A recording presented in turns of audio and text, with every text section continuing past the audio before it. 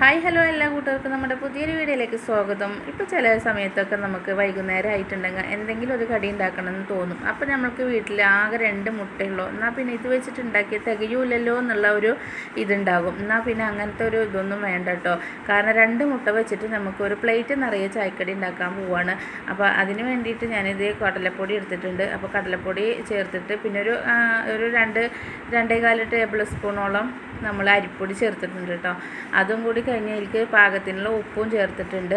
ഇനി നമുക്ക് ഒരു 1/4 ടീസ്പൂണുള്ള മഞ്ഞൾപ്പൊടിയും എരിവിന് ആവശ്യത്തിനുള്ള മുളക് പൊടിയും അതുപോലെ ഒരു 1/4 ടീസ്പൂണോളം പെരുംജീരകത്തിൻ്റെ പൊടിയും കായത്തിൻ്റെ പൊടിയും ഇട്ട് കൊടുക്കണം കേട്ടോ. കാരണം 2 ഇട്ട് കൊടുക്കുന്നത് ഇതിൽ മിസ്സായിക്കണ്.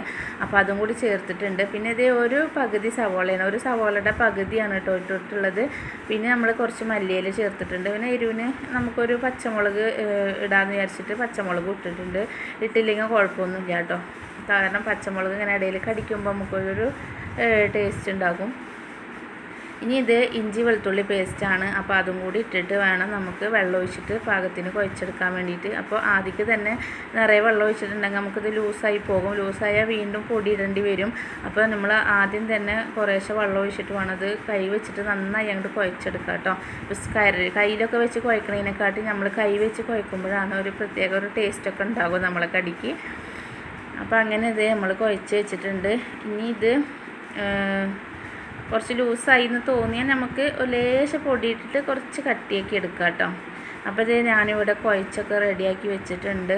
ഇനി ഇത് കണ്ടില്ലേ, കൈ കൊണ്ട് തൊടുമ്പോൾ ഈ ഒരു രൂപത്തിലാണെന്നുണ്ടെങ്കിൽ നമുക്ക് ആ പാകമായി കിട്ടിക്കോളും. ഒരുപാട് വെള്ളം കൂടിയാലും എണ്ണ കുടിച്ചിട്ട് നമ്മൾ കഴിക്കുന്ന സമയത്ത് ഒരു ടേസ്റ്റ് കിട്ടിയെന്ന് വരില്ല. അപ്പം പാകത്തിന് കുഴച്ച് ഒരു അരമണിക്കൂറോളൊക്കെ നമ്മൾ വെക്കണം കേട്ടോ. അപ്പോൾ ഞാനിപ്പോൾ ഒരു അരമണിക്കൂറൊന്നും വെച്ചിട്ടില്ല, ഒരു 1/4 മണിക്കൂറൊക്കെ വെച്ചിട്ടുള്ളൂ. അരമണിക്കൂറൊക്കെ വെക്കുകയാണെന്നുണ്ടെങ്കിൽ ഇത് നല്ല പൊന്തിയിട്ട് നല്ലൊരു ഇതിൽ നമുക്ക് ഈ സ്നാക്സ് കിട്ടും. അപ്പോൾ ഇവിടെ തിരക്ക് കൂടിയ കാരണം ഞാൻ 1/4 മണിക്കൂറേ വെച്ചിട്ടുണ്ടായിരുന്നുള്ളൂ. എന്നാൽ പിന്നെ നമ്മൾ 4 കഷ്ണമാക്കി വെച്ചിട്ടുണ്ടായിരുന്ന മുട്ടനെ ഇതിലേക്ക് മുക്കിയിട്ട് ഇങ്ങനെ എടുത്തിട്ട് പൊരിക്കുകയാണ് ചെയ്യണത്. അപ്പോൾ നമുക്കൊരു വലിയ ബോളായിട്ട് തന്നെ നമുക്ക് കിട്ടും കേട്ടോ. അങ്ങനെ ഇത് ഒരു ട്രിപ്പ് ഇട്ട് കഴിഞ്ഞു. അടുത്ത ട്രിപ്പ് തിരിച്ചും മറിച്ചൊക്കെ ഇട്ടിട്ട് നമ്മളിത് കോരി എടുക്കുകയാണ്. എടുത്തു കഴിഞ്ഞതിന് ശേഷം ബാക്കിയുള്ള 4 മുട്ടയും കൂടി നമ്മൾക്ക് ചേർത്ത് കൊടുക്കാം. അപ്പോൾ നമ്മളിത് 2 ആക്കി ചെയ്യുകയാണെങ്കിൽ നമുക്ക് ആകെ 4 കടിയായിട്ട് കിട്ടുള്ളൂ. ഒരു മുട്ടനെ 4 പീസാക്കിയ കാരണമാണ് നമുക്കിപ്പോൾ ഇത് 8 കടി കിട്ടിയിട്ടുള്ളത്. എന്നാലും അത്യാവശ്യം വലിയ ബോണ്ട് തന്നെയാണ് നമുക്ക് കിട്ടിയിട്ടുള്ളത്. അങ്ങനെ ഞാൻ ഒരു ട്രിപ്പ് ആയപ്പോൾ ഇത് എടുത്ത് മാറ്റുകയാണ് കേട്ടോ. ഇനി അടുത്ത ട്രിപ്പും കൂടി എടുക്കുന്നുണ്ട്. അപ്പോൾ നമ്മൾ 2 മുട്ട വെച്ചിട്ട് ഈസി ആയിട്ട് ഉണ്ടാക്കുന്ന സ്നാക്സ് ഇവിടെ റെഡി ആയിട്ടുണ്ട്.